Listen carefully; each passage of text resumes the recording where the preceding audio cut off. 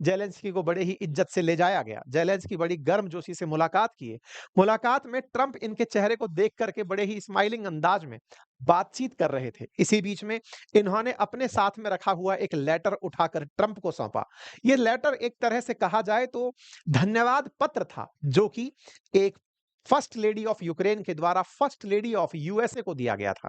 ऐसा क्या था इस पत्र में?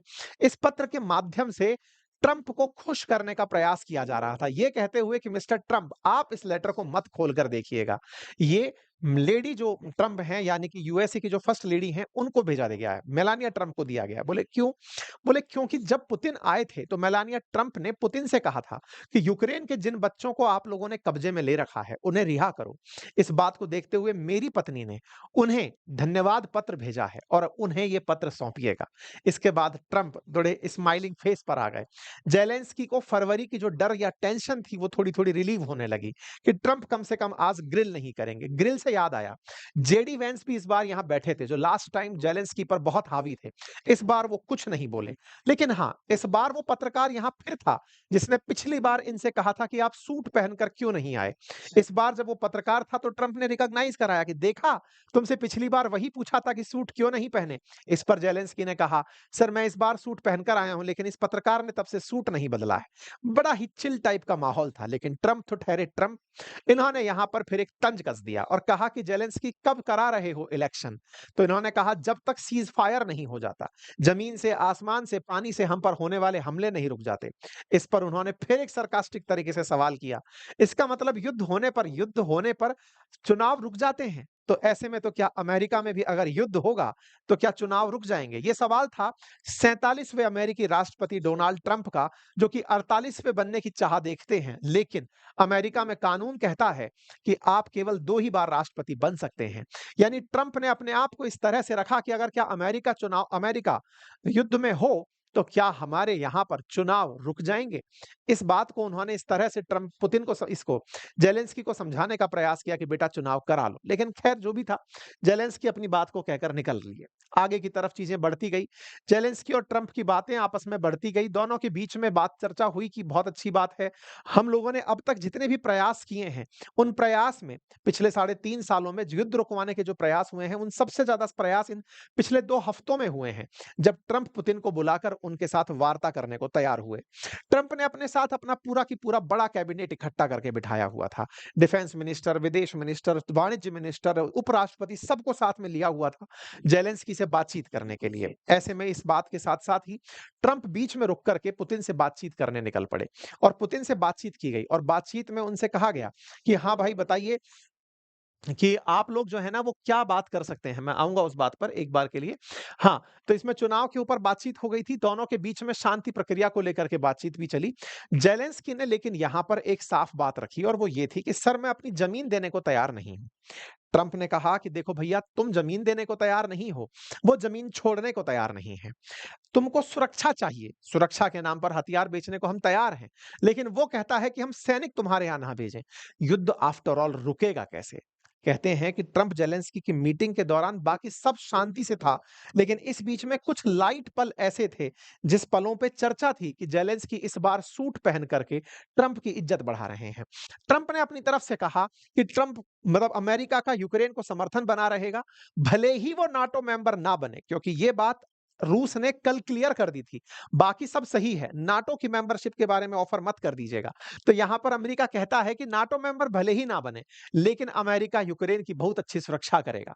यूक्रेन में शांति बनाए रखने के लिए अमेरिकी सैनिक भेजने पर विचार कर सकता हूँ, भेजूँगा नहीं ऐसा कुछ नहीं कहा। युद्ध ज़रूर खत्म होगा लेकिन कब खत्म होगा इसकी कोई जानकारी नहीं है। रूस, यूक्रेन, अमेरिका की एक बैठक होगी, उसमें युद्ध खत्म होने की संभावना है। यानी कि ट्रंप भी समझ गए कि पुतिन के आगे उनकी कुछ नहीं चलेगी। युद्ध तब खत्म होगा जब उसका समय आएगा। मैं ठीक-ठीक नहीं बता सकता लेकिन ये खत्म होगा। ये वो ट्रंप हैं जिनके द्वारा ये कहा जाता था कि मैं 1 दिन में युद्ध रुकवा दूँगा। मैं जिस समय चाहूँगा युद्ध रुकवा दूँगा, राष्ट्रपति बनते ही रुकवा दूँगा। आज उनके बयान हैं, युद्ध खत्म होगा लेकिन पता नहीं कब खत्म होगा। इससे ज़्यादा उनको क्या निराशा देखने को मिलेगी।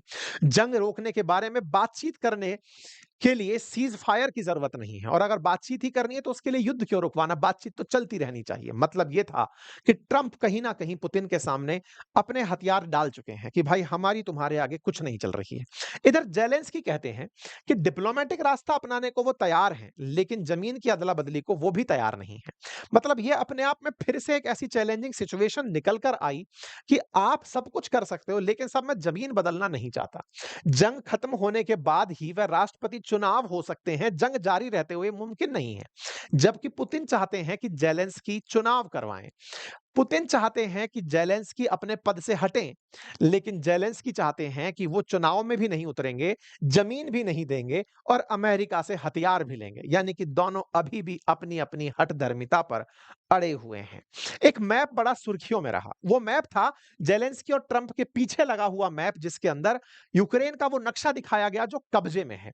इस नक्शे के अंदर बताया गया कि कितना-कितना हिस्सा यूक्रेन का रूसी कब्जे में है। इस कब्जे को देखकर एक बार के लिए ऐसा लगा कि ट्रंप ज़ेलेंस्की को समझाने लग रहे हैं कि तुम अगर ये क्षेत्र दे दो, तो ये सारा मामला सुलझ जाए। लेकिन ज़ेलेंस्की थे कि वो मानने को तैयार नहीं थे और ज़ेलेंस्की ने ये तैयारी आज से नहीं, लंबे समय से की थी। बाकायदा उन्होंने जब पुतिन यहाँ आ रहे थे, उससे पहले वो बैठ कर के पूरे यूरोप में मीटिंग्स कर रहे थे और तो और अमेरिका में जो यूक्रेन की एम्बेसी है, उस एम्बेसी के अंदर भी सारे यूरोपियन लीडर जो उनके मानने वाले और जानने वाले थे, उनको बुला करके अमेरिका में डोनाल्ड ट्रंप से मिलने से पहले ज़ेलेंस्की ने उन्हें अपनी एम्बेसी बुलाया और वहां पर उन सबसे बातचीत करी कि देखो सर अपन चल तो रहे हैं, बात क्या-क्या करेंगे एक बार ये डिसाइड कर लेते हैं।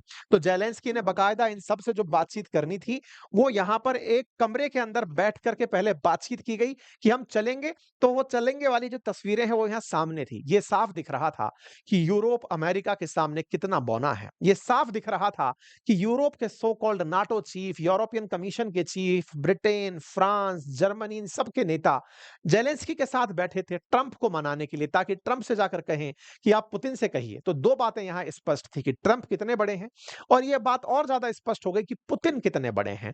क्योंकि आफ्टर ऑल ट्रंप ये हार मान चुके हैं कि जंग तो रुकेगी, पता नहीं कब रुकेगी। संभावनाएं हैं बातचीत करते रहेंगे, यानी कि पुतिन पर कोई दबाव काम नहीं आ रहा।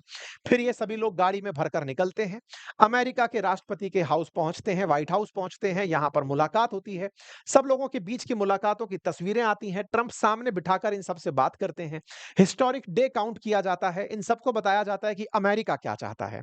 बाकायदा ट्रंप इन्हें साथ में लेकर के एक फोटो सेशन में लेकर जाते हैं। कुल मिलाकर के बातचीतें होती हैं, लेकिन उसका कोई नतीजा निकल कर नहीं आता। हाँ, ये जरूर था कि ट्रंप ने इन सबसे ये कहा कि हम चाहते हैं कि शांति हो, हम चाहते हैं कि ये दोनों लोग टेबल पर बैठकर बातचीत करें।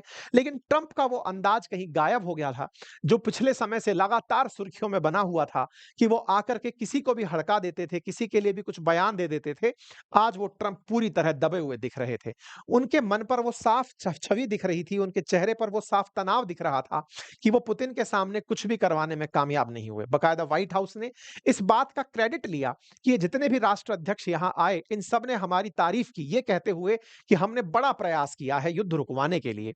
ये सभी के मैसेजेस यहाँ पर सर्कुलेट किए गए, दिखाए गए व्हाइट हाउस की तरफ से, ज़ेलेंस्की की तरफ से कि सबने हमें धन्यवाद दिया और सुरक्षा गारंटी का आश्वासन पुतिन वो ट्रंप के द्वारा यूक्रेन को दिया गया। लेकिन असल मायने में इन सारी कहानियों के पीछे एक ही चीज थी और वो थी ट्रंप इस बीच में भी पुतिन से 40 मिनट रुककर बात किए और इंटरेस्टिंग था जिस समय ये वार्ता चल रही थी उस समय भी रूस यूक्रेन पर हमला कर रहा था। यानी कि एक तरह से ट्रंप को उस समय बहुत ज्यादा स्ट्रेस दिया जा रहा था कि देखो पुतिन मानने को तैयार नहीं है, अगर तुम्हारे मन में एक पल के लिए भी सुरक्षा गारंटी का प्लान है तो हम नहीं मानेंगे। इस बीच में यूक्रेन ने अमेरिका से कहा कि हम आपसे हथियार खरीदना चाहते हैं।